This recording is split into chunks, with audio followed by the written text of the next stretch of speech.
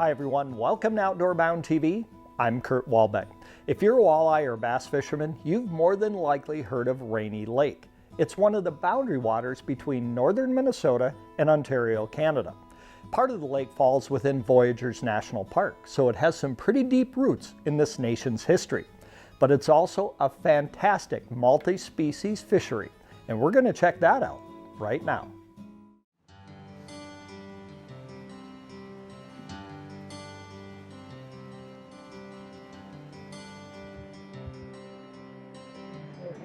Yeah, we head right off that point there. Just pretty much using just a regular jig and a minnow trick. We're using shiner minnows today. How I hook the minnow, just open his mouth. In the mouth, out the gill. Turn your jig. You just go right straight up through his back, so he looks like just sitting like that there. We're only in about 6 feet of water now. We're going to try to see if the fish are in here.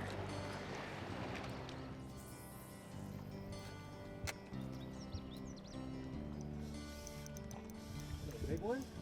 I wouldn't say it's big. Nice eater, probably.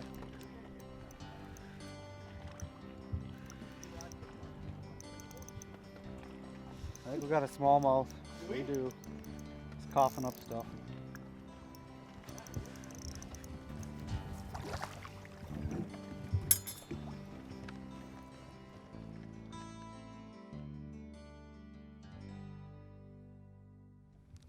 Well, you can go in there. No, I'm already by it. Ooh. Fish on. That was just right in my spot. Did you see his name or an X over there? I told him, I seen you tell him stay out of there. What is it? That's a walleye. Nice one, too. There we go. Oh, there goes that lucky bait. That was your bait, Bob. Look at that. He didn't bite very hard. Look at that. He knocked it right out of his mouth. Right off. Here he is. Look at the color on that fish. Beautiful. Nice and gold, dark top. Nice eater. Let's see what he goes for length. There's a minnow That. jack. He's a 16.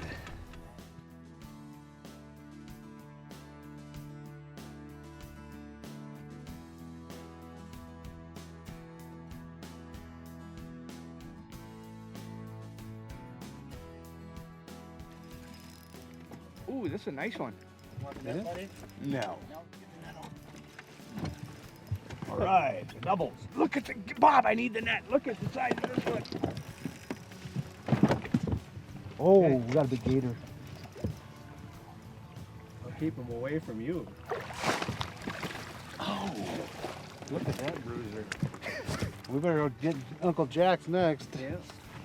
He's coming in nice. There's a nice Rainy Lake walleye. A double, There Uncle we Jack. go. There it is. Game on. That's a keeper too, isn't it? Yeah. Yeah, we'll get the board out. Rainy Lake at its finest. Our second stop of the day. Yeah. Just pitching jigs and minnows in closer to the shore. Jack just caught this walleye, measuring it up. Slot limit in Canada is 17 3/4, and we just made it under that. Nice fish. Very good. So, Where's the live one? right behind you there, and just using we always call it a Rainy Lake Gold. And it seems to work the best. This one's pretty heavy jig for shallow, but it sure worked good this time. I'll try her again shortly.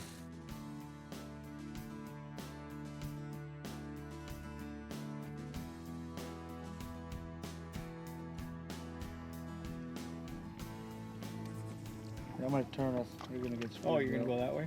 Okay. Jack on the left. That's okay. right? Yeah. Once I get this fish in. All right. Oh, nice one. In the net. I think we got another bass. Yeah, he's a There he comes.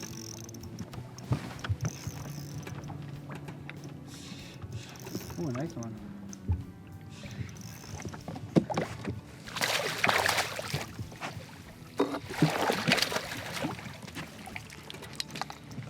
fishing for the tournament, huh? A little early, but we'll take it. Here's one of our Rainy Lake smallmouth that we tournament fish up here. We got the big Fort Francis tournament. We got the International Falls Bass tournament, and 2 great events up here on Rainy Lake, and it's what they're looking for. Nice smallmouth here in the springtime. Turn them into a 5-pounder. Hey, to the mouth of that bay.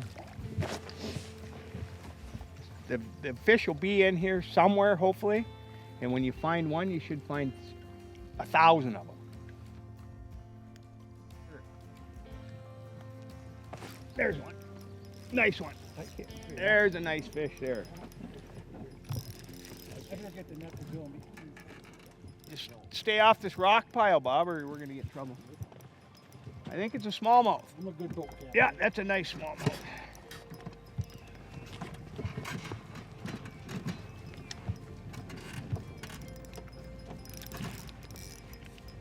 Side you bring them? Over here. Maybe over here.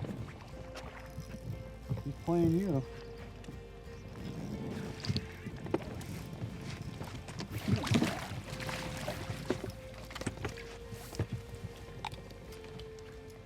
There's a Rainy Lake bronzeback. Rainy Lake is full of these smallmouth. What size is that, Bill? Well, that's a nice fish. We'll measure this one to see how long it is. Doesn't even fit in the scooper. Just over 18, I'd say 18 and a half, 18 and a quarter inch smallmouth. Beautiful fish. Nice smallmouth.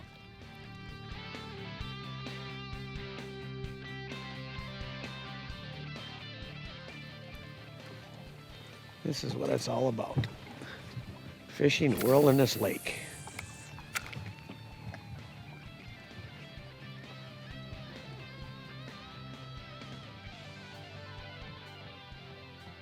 Okay, here we go. That's a nice eater. That's a nice Rainy Lake. Doesn't want to spit the jig. This one's going to become lunch.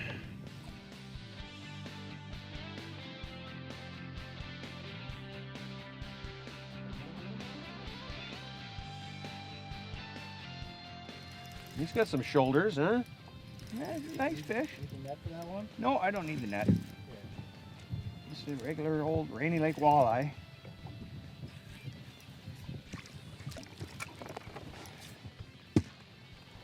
That's the bigger than the one Bob caught. I do my best. Right here by the marker.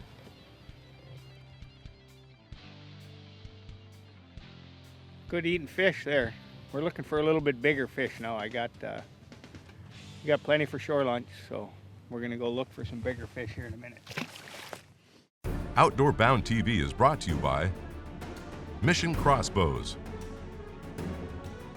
and HHA Sports. Wow, what a gorgeous morning.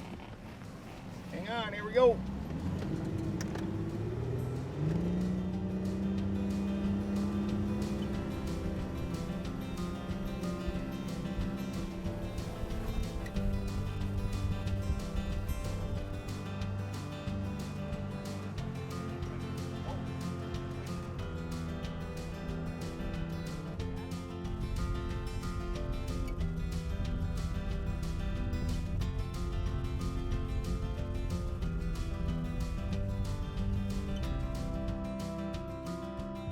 This is Oveson's Fish Camp. It was been here for many, many years, and when the park took over, it was considered to be a national or a historic monument, so they kept it. And that's one of the very few places on the lake that they've allowed to stay as its original point.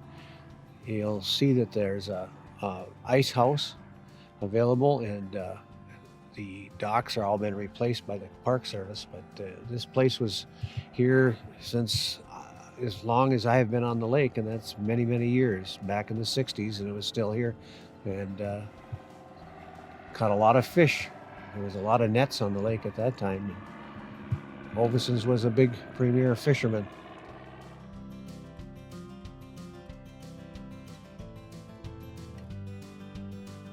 This would be the sorting room. I'm quite sure he kept all his nets and various equipment in this room.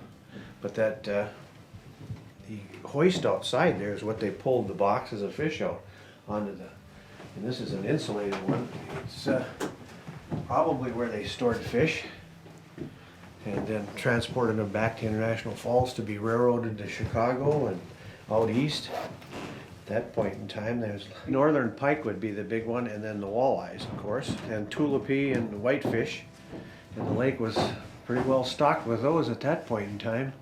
Of course, it started to deteriorate after enough of the nets on the Canadian side as well as the commercial fishing on the U.S. side.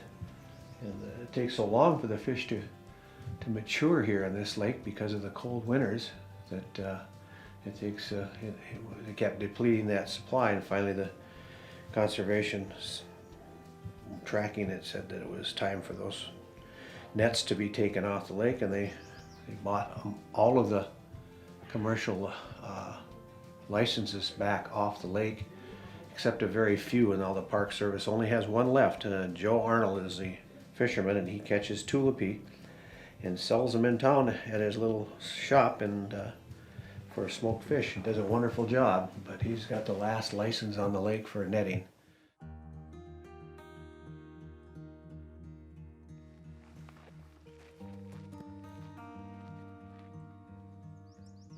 Because there was no power for refrigeration for the fish during the summertime, they would harvest the ice off the bay, and it was a very, very labor-intensive job. It had to be hand-sawn, each pieces, and then dragged up on a slide, pulled into that large house, the ice house, and then covered with sawdust as it was packed in.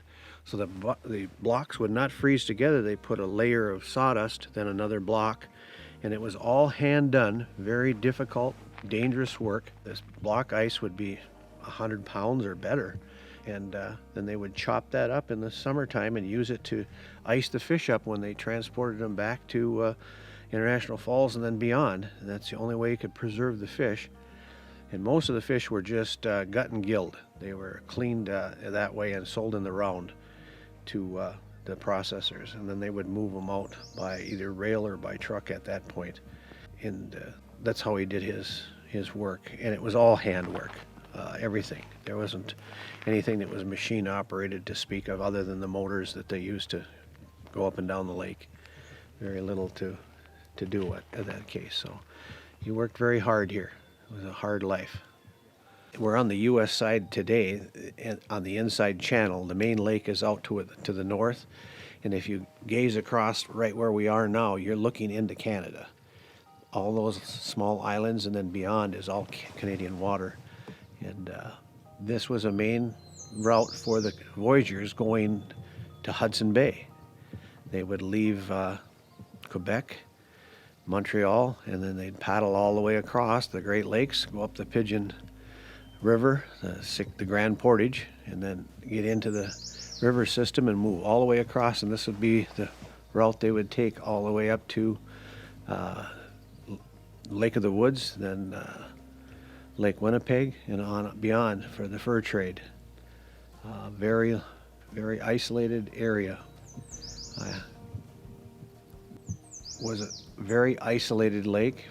There were not many homes to the east going, or cabins. It was too far up.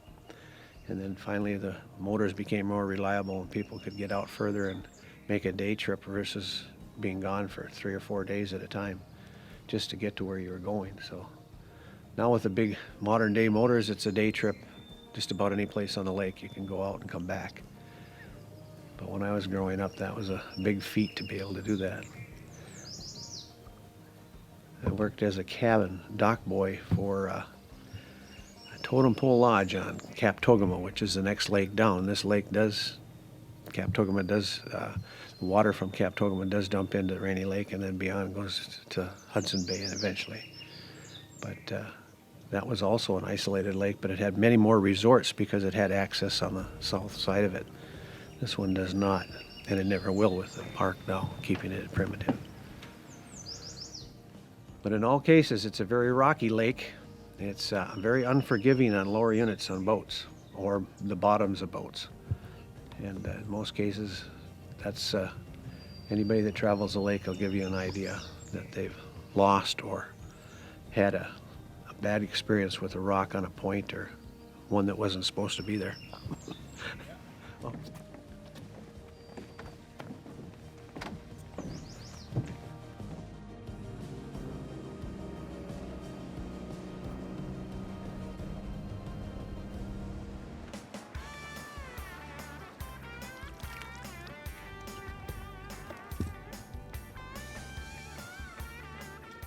Changed our tactics now. We moved to some real fast moving water and deep water. We're in about 30 feet of water now, so go ahead and let that one go.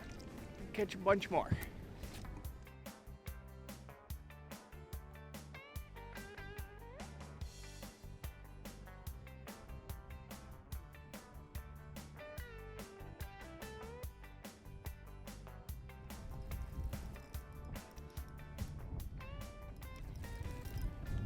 Another nice eater if we were eating fish today.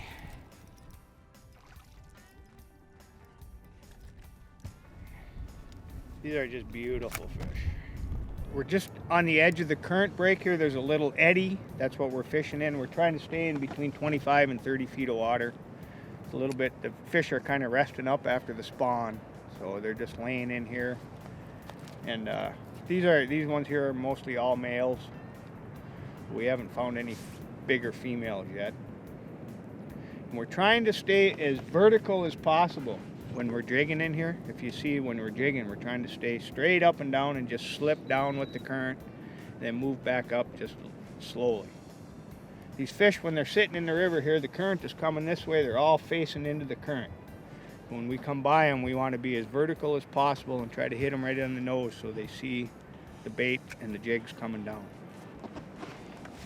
There's a nice fish. Ooh, Putting a little bend in the rod. got some shoulders.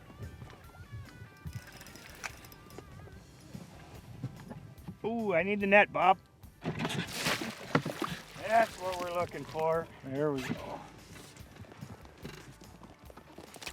That's a dandy. Isn't that Bleak Bay? That's a beauty. Look at how gold she is, eh? That's a typical nice Rainy Lake walleye.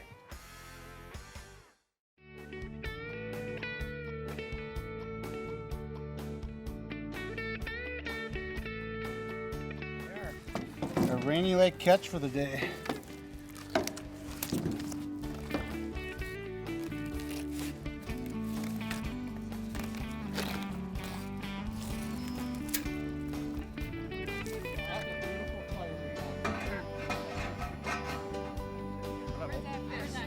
We're hungry. I think that's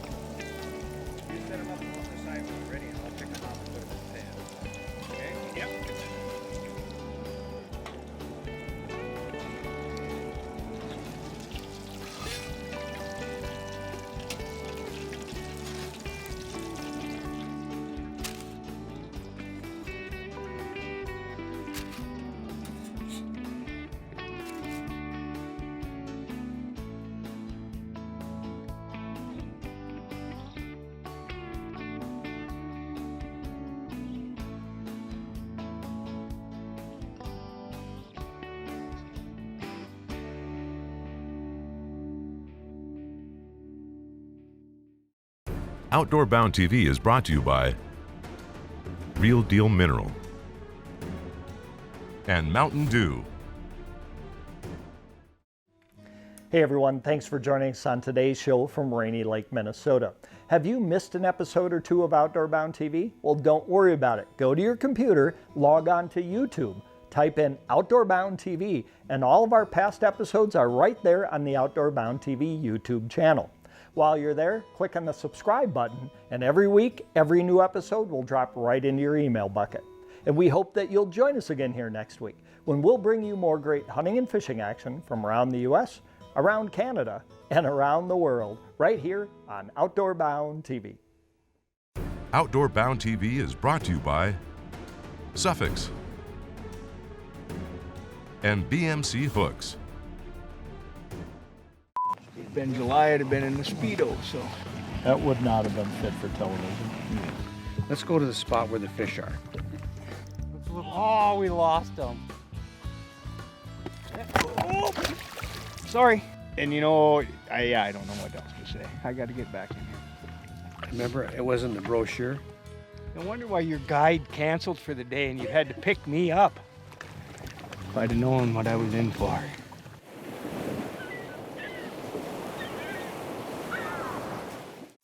Outdoor Bound TV is brought to you by Mission by Matthews and Vortex Optics.